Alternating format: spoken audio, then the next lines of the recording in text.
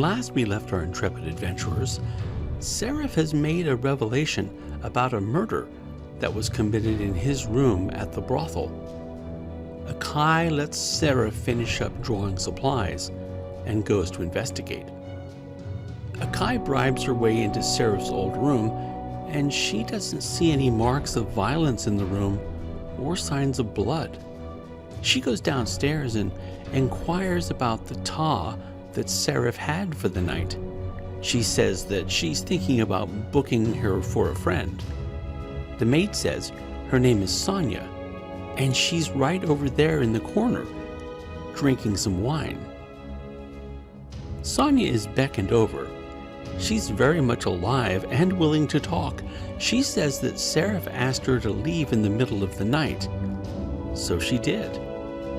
Happy that her friend is not a murderer, Akai heads to the supply house with the good news. The rest of the party is there, and everyone is helping load the 2 carts that they've been given. Besides provisions, the wagons carry some trade goods to help the village they're going to. Later that day, they slowly head out. They travel out of the town and to the first major obstacle. There is a cliff that surrounds the area of Sylvia's Rest. A steep, winding path has been cut into it that goes up. The party does what they can to help the animals pull the load. It's starting to get dark when they get to the top of the hill. There is a cluster of buildings and a stable. The party crashes in the stable for the night. The next day, they're up bright and early as they head down the southern trade route. This road is well made and similar to the roads in the northern continent. Australia says that she was told that several hundred years ago, the roads were made by another Deseratan army that had come to fight the dragon wizard, Goslar.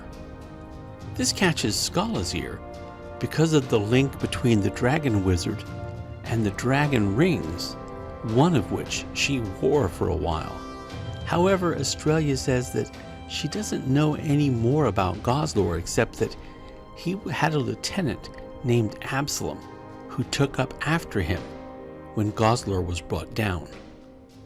She says she doesn't know how the rings were linked to Distaria. The party continues traveling to the south. Late in the day, the party arrives at the village of Kita. The village sits on the southern trade route that eventually reaches into Khan. The small village is being expanded with a new blacksmith being built, a stable, as well as houses and businesses. They pay to have someone watch their cart while they go into a public house. They hear all manner of strange stories about the forest that goes off to the west. They hear about the moon cult. One of the guards says that he was out one night and met a future version of himself who came out and talked to him for a while.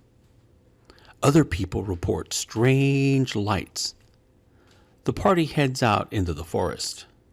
The party beds down for the night and gets an early start in the morning. They begin to follow the road that goes out into the west. The heavy flagstone road ends after a mile and becomes a mass of holes and rocks. Serrif mentions that if nothing else, the road will need to be fixed if anybody ever wants proper trade through it. Akai laughs and says that now he's thinking like a lord. They all laugh and continue on. That night, they make camp just a little bit off the road. They set watches and go to bed early. Akai is on the third watch and feels like she's being observed. She heads out into the woods without telling anybody she's going. She sees a dark shadow flip from one tree to a next.